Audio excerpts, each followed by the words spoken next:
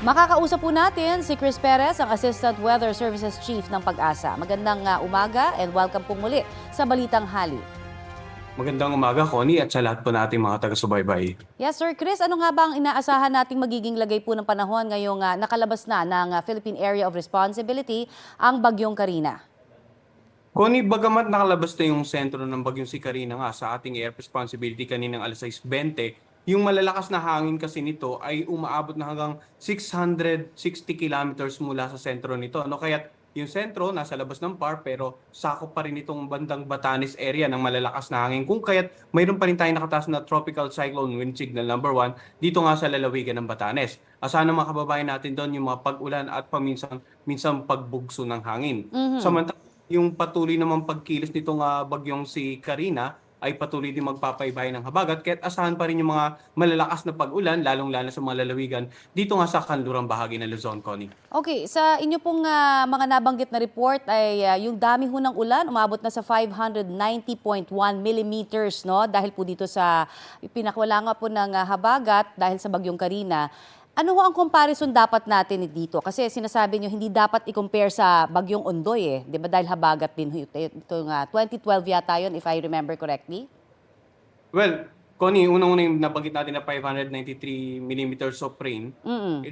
Na-break niya yung monthly record ng Okay. normal rainfall dito nga sa Science Garden, Quezon City. No? So, ibig sabihin, napakaraming paulan talaga ang dinulot nitong pinag-ibayong habagat dito sa Metro Manila, nitong current episode na pinag-iibayo nga ni Carina. Ngayon, in terms of comparison, kasi kadalasan kinukumpara ng kababayan natin yung bagyo sa habagat, no? Magkaibang weather system ito, although parehas na nagpaulan.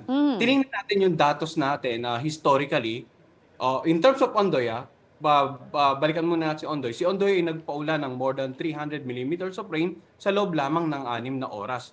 Ito pong bagyong or itong current habagat episode natin, umabot pa ng around 18 hours bago umabot ng around 300 millimeters of rain. So kung titingnan natin sa lakas, no, mas malakas yung ulan na dala ng Ondoy kasi bagyo nga po ito kumpara sa habagat. Now, yung similarity naman with another habagat episode nakita natin, no, 2012, may isang bagyo na halos kaparehas ang location as with Typhoon Carina at yung enhancement ng habagat ay halos na parehas din.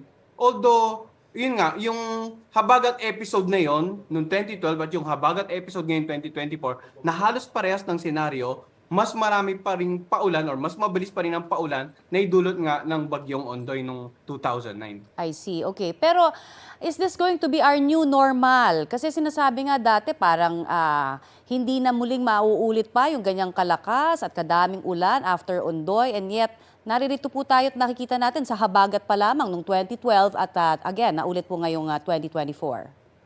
Connie, yung mga extreme weather events such as sa malalakas na ulan or hangin or malalakas na bagyo ay minsan may tinatawag po tayong return period, no? It can be every 10 years, 20 years. So nagbabari pa rin yung return period ng mga ganitong extreme weather event. Yung minsan tinatawag ng mga ilang kababayan natin na new normal, no? The best that we can do is to adapt. Paano tayo makakapag-adapt? Dapat aware tayo lagi sa mga weather and climate information na ipinapalabas ng Pag-asa. Lalong-lalo pag ganitong kailangan po natin paghandaan, inclement weather, bagyo, o yung paparating ng La Nina during the second half of this year. So, yung key to survival or yung adaptation sa mga pag nagbabagong normal in terms of weather and climate ay yung information, yung up-to-date information from the credible source na magagamit po natin for immediate action para maiwasan na yung kung ano mang peligro hazard nitong extreme weather or climate event na maaaring idulot sa atin sa mga darating na panahon.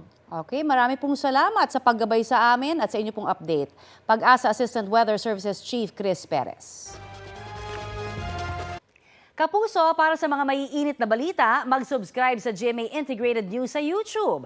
Sa mga kapuso naman abroad, subaybayan nyo kami sa GMA Pinoy TV at sa www.gmanews.tv.